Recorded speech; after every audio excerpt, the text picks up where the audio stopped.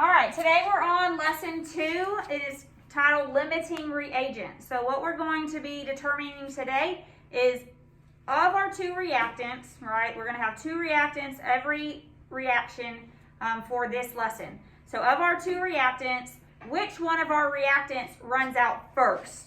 Okay? Which one is used up first? At the point that one of your reactants runs out, you cannot produce any more products, so your reaction just stops. Okay? So we'll have 2 givens for these types of problems, and we'll have to determine, bless you, which one of those reactants stops first.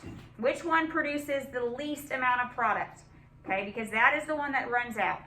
At that point, when one runs out, the reaction cannot go any further because there's nothing else to make a reaction with. There is then going to be an excess reagent. Okay, so if I have 2 reactants, one runs out completely, there's another reactant that is still there, right? That has not been used up. You have excess of it because it's not needed anymore because you can't make any more product because that one reactant has run out. Okay, so that is what we're going to do today. There is no new calculations. We're still doing mole to mole, gram to mole calculations.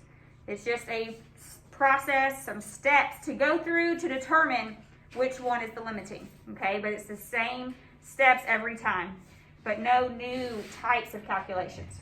Okay, so what we're going to determine today, what is the limiting, what is the excess reagent in our reaction. As I said, for general, I'm going to give you the equations, okay, for these problems, so you don't have to worry about that. Okay, so let's do a real life example just to kind of think about this limiting reagent. Say you're trying to make some hamburgers on the grill, right? You have 3 hamburger patties, you have 4 hamburger buns, 6 slices of cheese, and 7 tomatoes. How many hamburgers can you make? Complete hamburgers can you make? 3. 3.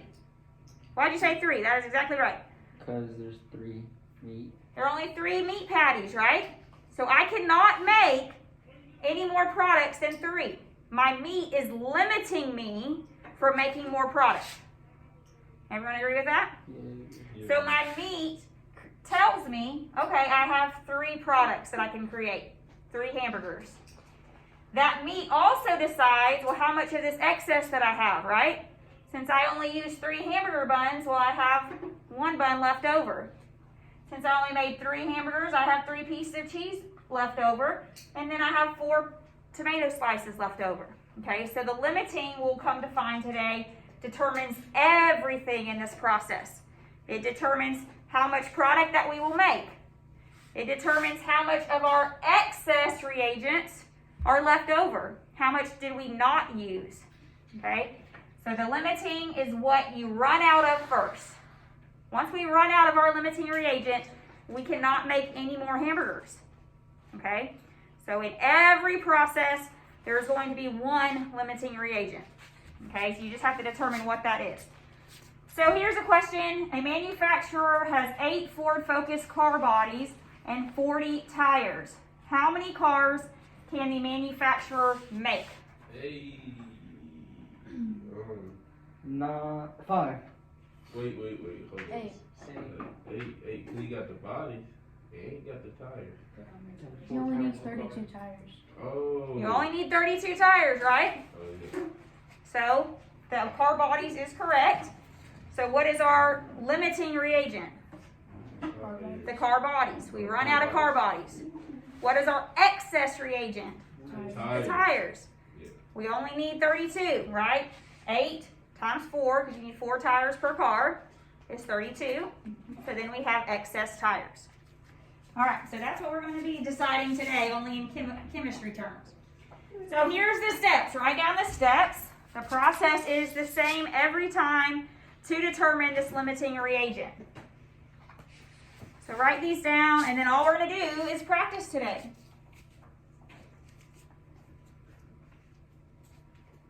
Doing pizza slices. Yeah, let's do some with food. Pepperoni.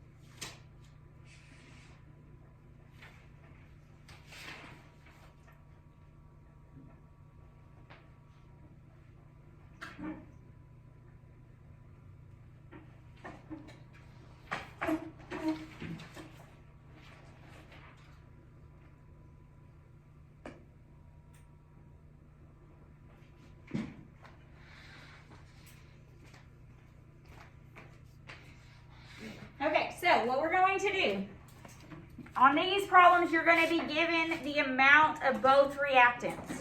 Okay, so you're going to say this many moles of this many moles of this, or this many grams, this many grams. Okay, you're going to be given two givens. What you're going to do is pick one product. It doesn't matter which product you pick. You pick a product.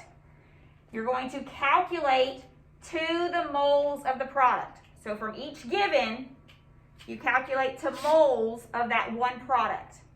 Because what you're trying to decide is, based on that amount of the reactant, how much products can be made, right? Based on 3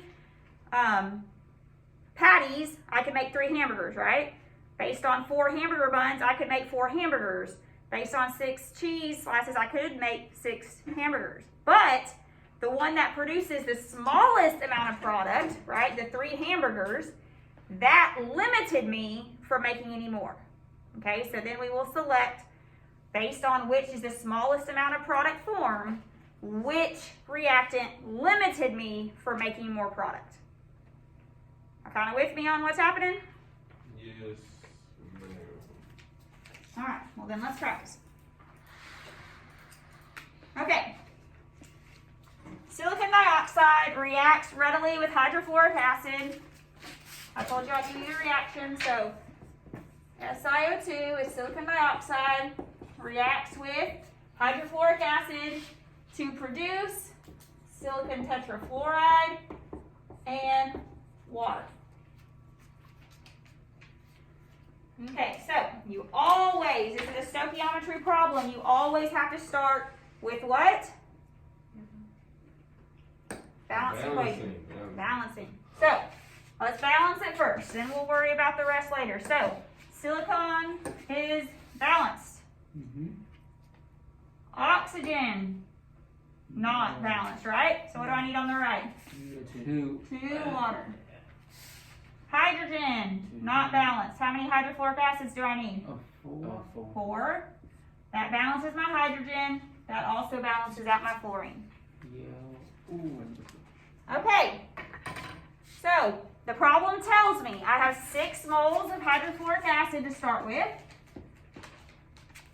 and I have 4.5 moles of silicon dioxide to start. So you're going to be given a given for each of your reactants. Okay, that's saying you have 3 patties and 4 hamburger buns. What you have to do is pick one product. It does not matter which product that you pick. You will get the same, you might get a different value for moles, but you will get the same limiting reagent. So, what do y'all want to pick? Water. Which one? Water. Water. Okay. So, what we have to do is go to moles of water. So, we calculate from each given to the moles of the same product. The reason why we're picking the same product is we have to compare apples to apples. We can't say, oh, we're going to make this many hamburgers or we're making this many hot dogs. No, you have to compare the same thing. So you pick one product, you calculate to the moles of that one product. All right, so let's do it. So start with the given, just do one at a time. 4.5 moles silicon dioxide. And we're just going to go to moles of that product that we picked, water. Same calculations as we did on Wednesday, okay? Nothing is new in terms of the calculations. If I have moles of silicon dioxide, where's that going to go next? Bottom. On the bottom. What am I going to go to next on the top? Moles of water. Moles of water, very good. Remember, once I have moles of one thing, I can go to moles of the other through the mole ratio. So how many moles of water do I have here? 2. 2. Remember, that comes from my balanced equation, very good. How many moles of silicon dioxide do I have? No. Just 1. So we multiply across the top, and we get 9 moles of water.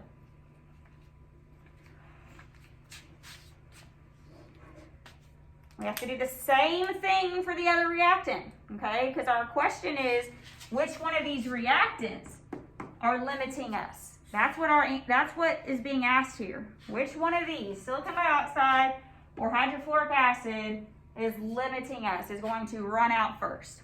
Okay, so we do the other reactant, 6 moles of hydrofluoric acid. Set up your conversion factor. If we have moles of hydrofluoric acid on the top, where's that going to go next? Bottom. Bottom. Okay, what are we going to go to on the top? Water. Moles of water, very good. We have to compare the same thing. So we have to go to the same product. How many moles of water do I have?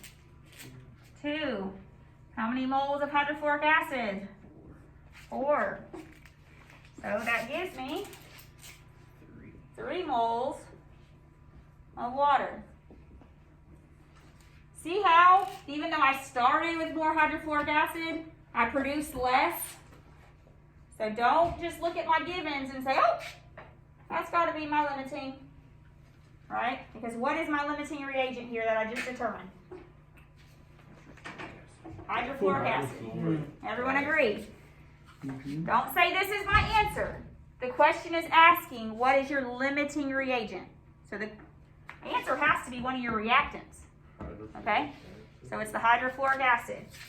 So you just tell me that is the limiting reagent.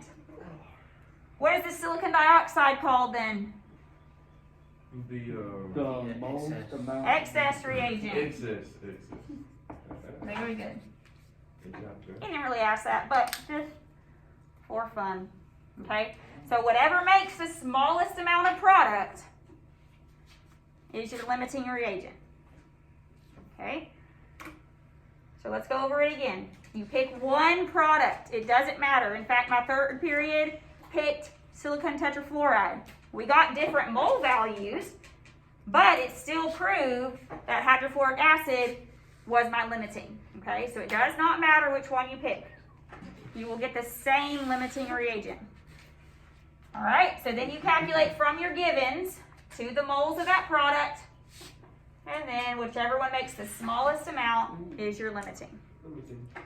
That's it. Any questions? Huh? That's it for today. No. Close. we're going to practice is, well, how much of the product can I make? All right, based on my limiting. No new calculations again, just kind of expounding a little bit. Okay, any questions on this? No, ma'am. Let's do another one. Not yet. And I'm going to omit B for y'all. You're not going to have to calculate how much excess is left. All right, I'm taking that out for y'all. It just gets a little bit more complicated. So you can omit B here. I will not ask you one about how much excess remains, blah, blah, blah. Okay, so this problem says rocket engines use a mixture of hydrazine and hydrogen peroxide as the propellant. So we have N2H4 reacting with hydrogen peroxide. It tells me that it produces nitrogen gas and water.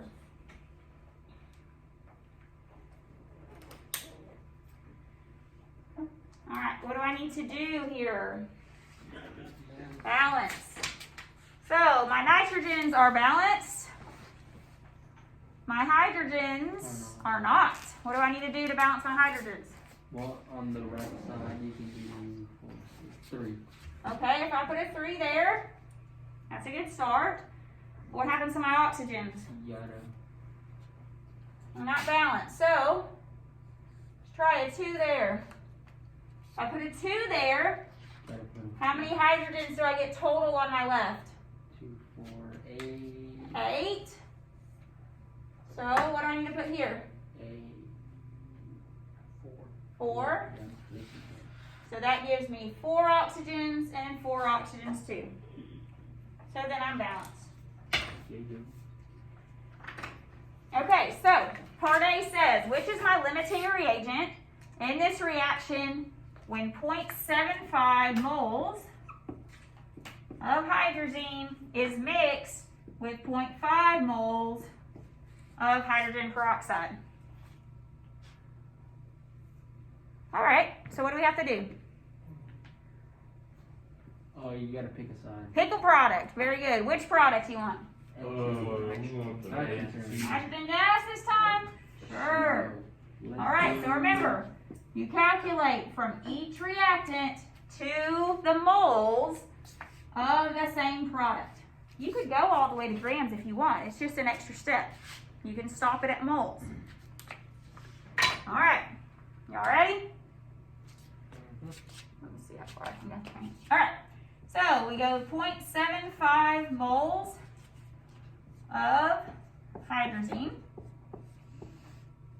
If I have moles of hydrazine on the top, where's that going to go next? On the bottom. What am I going to go to next on the top? Moles of N2. Again, this comes from our balanced equation. How many moles of N2 do I have? 1. Just 1. There's a 1 coefficient in front of N2. How many moles of hydrazine? 1. Multiply across the top, divide by the bottom, you get 0.75 moles of N2.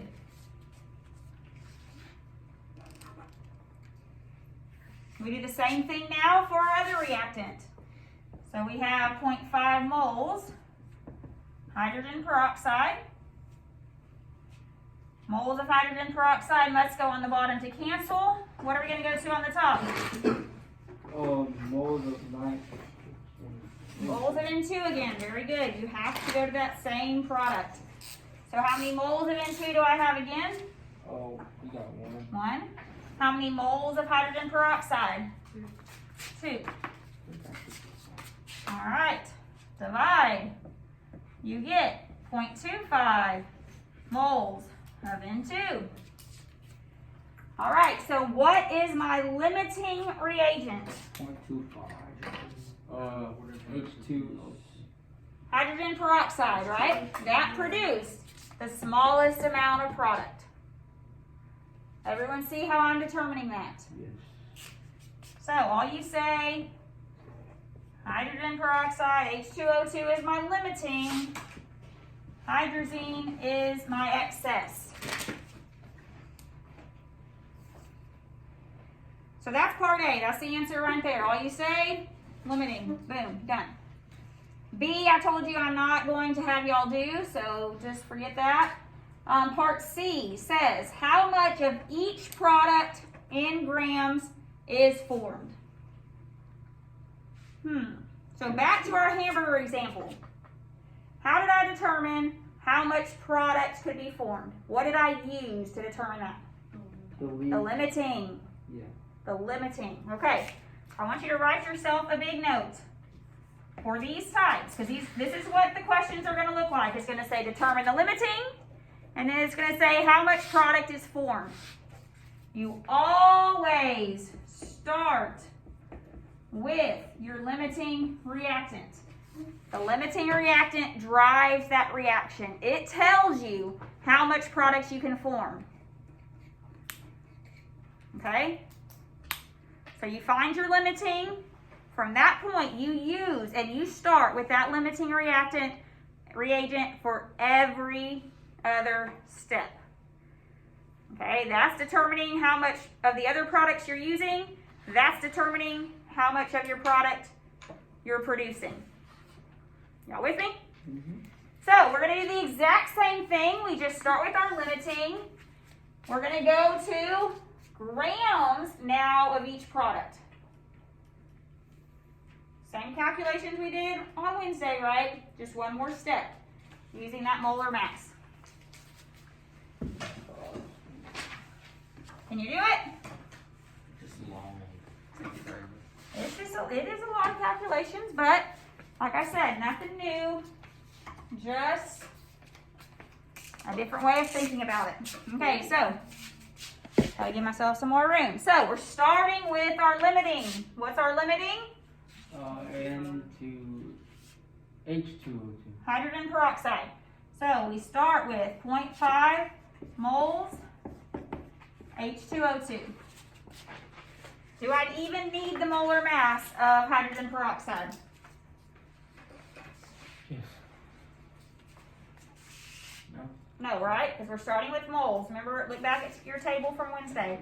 If you start with moles, you just go to moles of the other product in this case, and then you go to grams. So we have moles of hydrogen peroxide on the top. Where's that going to go next? Bottom. This step is actually the same as what you've already done. Let's pick N2 first. We have to do both of them. So we'll just go to moles of N2. So how many moles of N2 do we have? 1. How many moles of hydrogen peroxide do we have? 2. You've already done this. You could have just extended one more step onto what you've already done, but we'll just practice again. If I have moles of N2 on the top, where's it going to go next? Bottom. What can I go to next on the top? Grams. How do I go from grams to moles? Molar mass.